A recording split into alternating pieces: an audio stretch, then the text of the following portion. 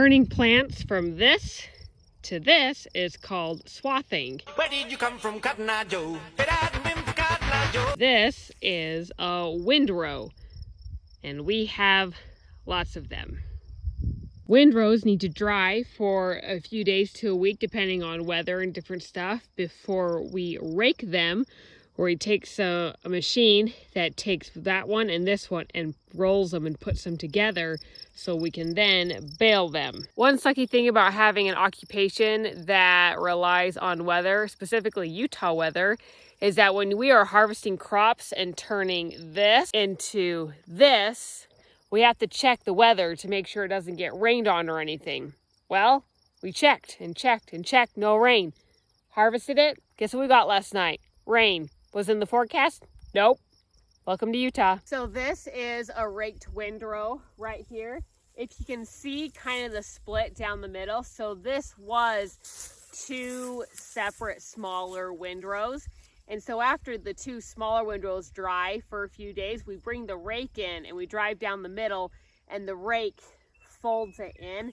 And this just allows for more drying. And this is easier for the baler to pick up than if it was smaller and flat against the ground. So right here, you can see we have alfalfa and then we have some grasses. And it'd be cool if we could find, oh, this might be it here. And then we have some peas right here. So this is really nice. So if you see here, that breaks really easily, and this means it's dry, but it's too dry to bale right now, and that's why we have to bale in the middle of the night so we have enough dew to keep it from shattering pretty much as we bale it and it goes through the machine. So as you can see, we did a little bit of baling last night. Dan called me about 1:20ish in the morning and said, hey, let's bale. Came out. The windrows were still a little too wet. We're getting really high moisture readings, and which means that some of these bales, if not properly dried or spread out, could potentially mold, and if they're too close together, they can get hot and they can combust, and that's not fun. So I was able to sleep a little bit longer last night, but I'm still super tired. Welcome to the baler, where there's a lot of beeping, a lot of buttons, a lot of monitors. There's the baler back there. It's a very intensive process. Finishing up the last of the baling that we couldn't do last night because it was too wet.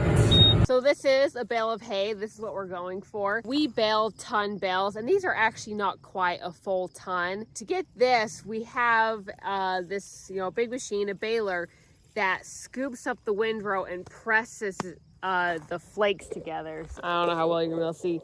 So in this, there's actually separate distinct flakes, and we try to put about 40 flakes or about to a bale, and so when the strings are cut, there's actually like distinct pieces of this. From the little bit that I've shown you here, you can probably see that making hay is quite a process. We actually have someone, just a neighbor over here, swathing.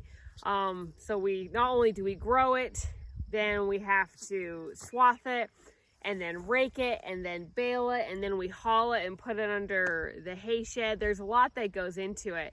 And the more you learn about this process, the more you're like, wow, like this is the basics of how we make hay. And hopefully one day when the cows are sustaining the farm, we'll be doing less of this and more of the actual grazing that's going on. One thing that we're doing different this year than we've done in the past is when we've swathed the hay, usually when you swath it, you only leave a little bit of the plant.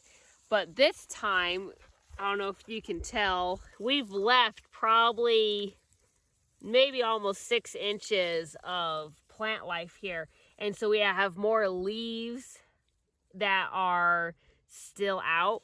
And by leaving more stem and leaves, it means that the roots aren't going to take as much damage, because the more plant material you take from the top of the soil, the more damage that happens from the roots. But where we've left more, the roots are actually going to stay healthier so they can grow back faster.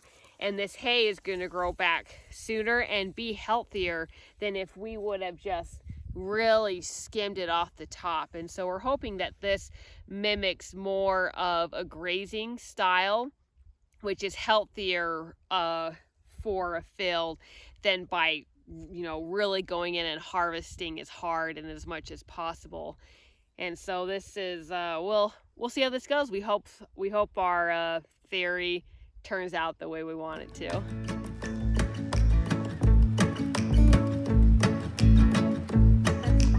And she's probably rolling in something dead. Gross.